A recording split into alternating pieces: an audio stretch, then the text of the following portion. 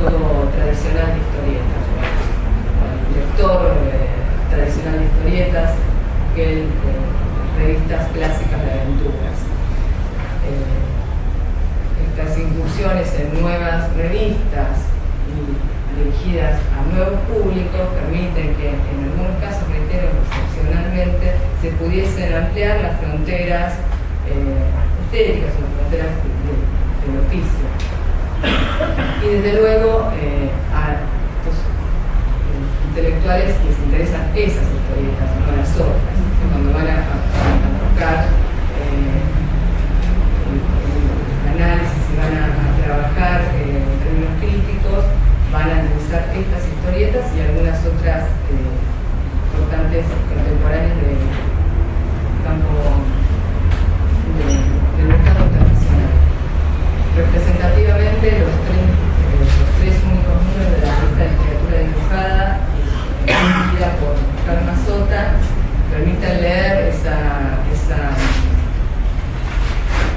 esas incursiones críticas y esa nueva manera de concebir la historieta como un objeto,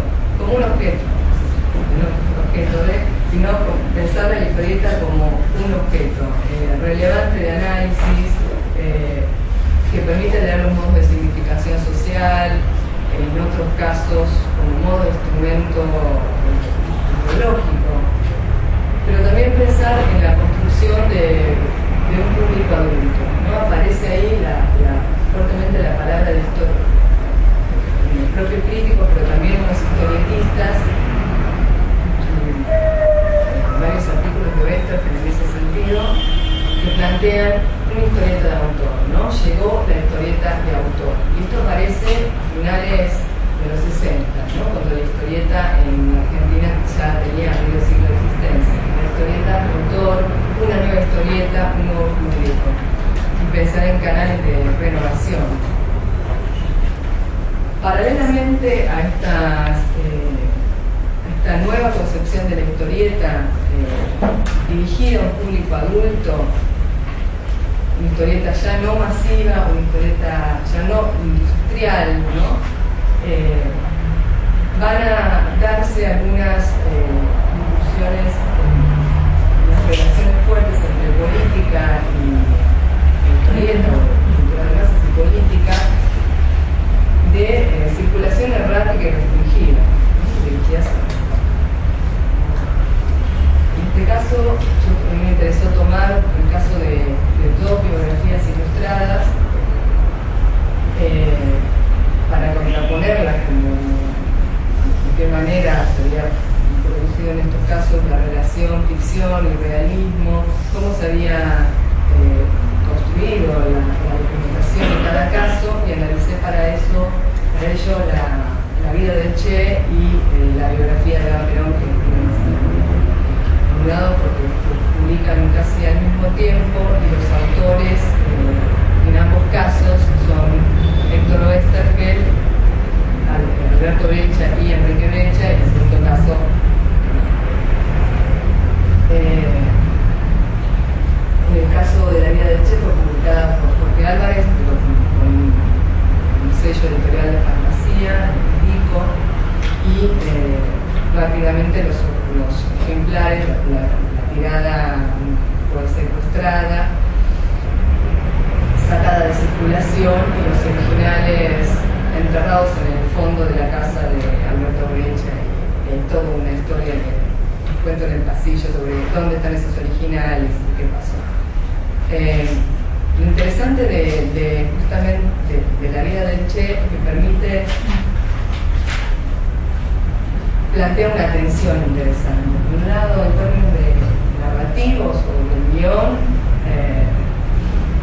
un guión sumamente militar, podría ser rudimental. No está lo Westergel, lo encontramos en el guión de Westergel, la avanzada o aquella historieta que podía pensarse como, sí, de renovación para un mercado que contaba historietas de aventuras radicadas en el Amazonas o westerns o una historieta como el Eternauta del 57 que permite leer un nuevo modo de contar. la historieta en la Argentina. Sin embargo, el criterio de Oesterheld en los 60 y muchísimo más en los 70, con las historietas militantes que publica,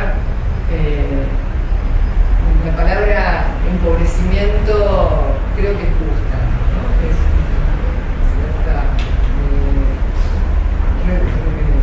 manejo rudimentario del guión y cada vez más didáctica, cada vez directamente ideológica, ¿no? Llanamente ideológica, y cada vez más explicada. De hecho, de los grandes bloques de texto que explican el dibujo, cuando muchas veces el dibujo no necesita de ser explicado, lo que encontramos en Oesterheld, sobre todo en las que vamos a ver después, es un tipo de escritura casi mesiánica.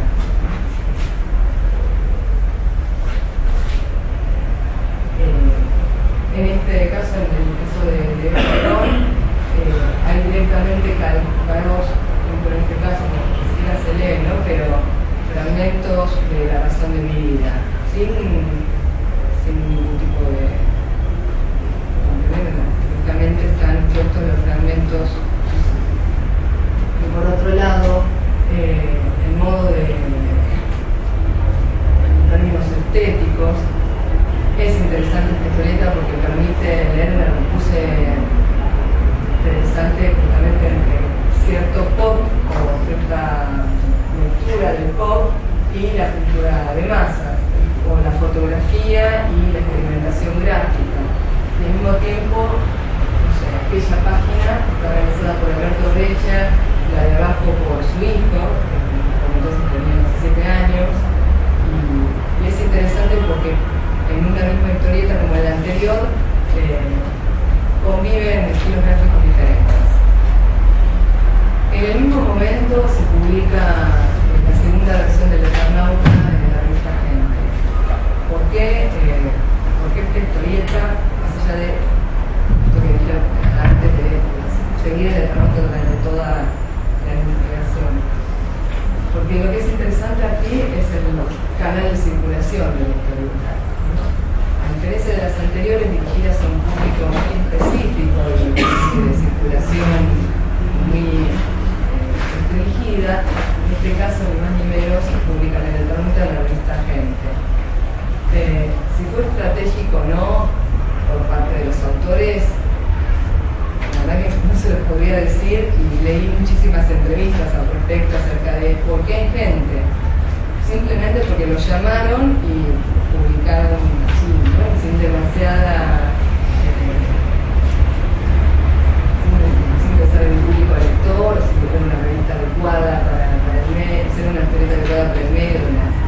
Lo cierto es que la historieta, con el correr de las entregas, se radicaliza, el guión original deja de aparecer, el legado, todo esto aparece, pero finalmente en algún momento aparece un militante, ¿no? Y aparece un secuestro, y entonces aparecen cartas de lectores. Cartas de lectores que llamativamente dicen: den de baja esta historieta, no nos gusta, no se entiende el dibujo y demás. Me resultó muy interesante eso, porque ninguna carta que leí hacía referencia al guión, justamente lo que podría molestar a un lector modelo de la revista Gente en el 69. Ninguna de sus cartas aludía a cómo van a poner una historieta montonera, ninguna de ellas, sino todas aludían a lo sucio del dibujo, no se entiende, no se puede, es malo, ¿no? Siempre en referencia al dibujo. Aquí está mostrando Alberto Brecha los originales, a los editores de Gente, por lo tanto difícilmente podían desconocer el trazo gráfico, ¿no? Difícilmente podían no darse por entendidos de cómo iba a ser la historieta que estamos mostrando. Aparece entonces una carta del editor y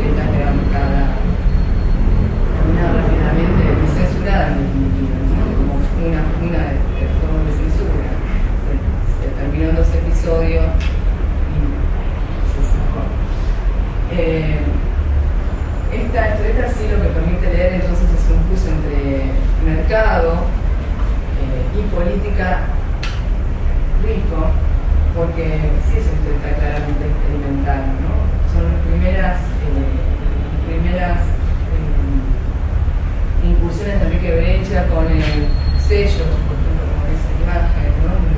Tapa con sellos, con chapas, donde aparecen otros elementos que pretenden en el capítulo dedicado a esto, esta serie de dar cuenta cuáles eran esos elementos extra historietísticos o herramientas provenientes de la pintura que se introdujeron en esta serie y sí permiten plasmar una historieta experimental publicada en un medio homogéneo.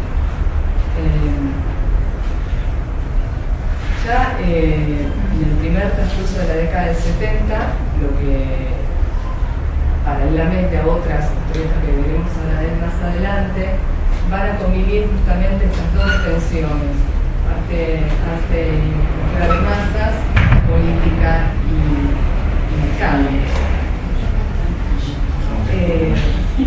En este caso me interesó mostrar justamente estas diferencias, ¿no?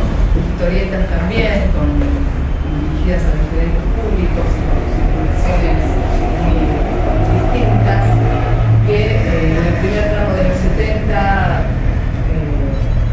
posibilitan esta lectura, este cruce entre cultura de masas y política, también de la mano de Héctor Oesterheld.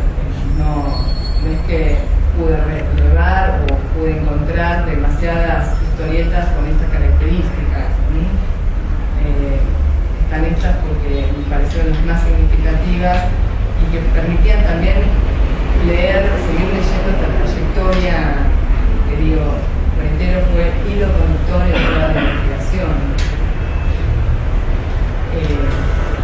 Perdón.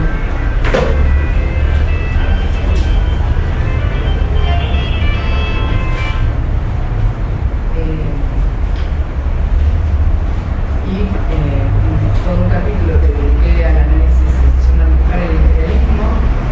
No me acuerdo el número que tomé el libro para hacer la tesis, el capítulo 7. Este capítulo de Dibujar el imperialismo justamente emplea un conjunto de historietas con similares características. Esta relación entre documentación y archivo, una documentación absolutamente fiel, ¿no?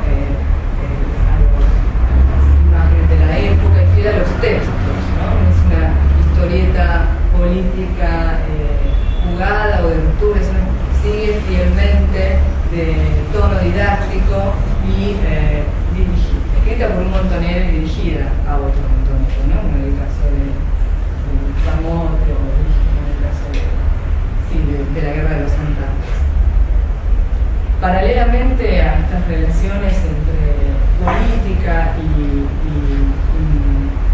mercado, van a circular, va a permanecer esta relación entre arte y mercado en la primera mitad de los 70 como una nueva renovación del campo, ¿no? Vamos a encontrar allí una nueva renovación del campo, sobre todo a partir de una concepción de la historieta como obra. Digamos, el hecho que, bueno, justo elegí libros y el anillado que está circulando ahí, van a ver en este capítulo muchísimos libros, enciclopedias, anuncios de coleccionismo, que parecen curiosas, no